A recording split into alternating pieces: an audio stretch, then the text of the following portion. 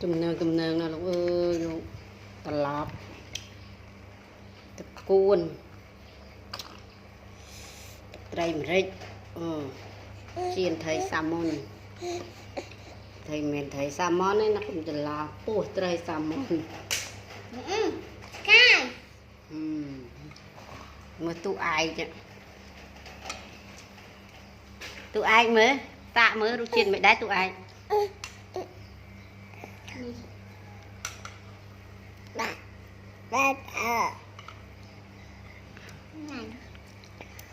ngành ăn tụi ai vì được chiên mấy xanh hình thơm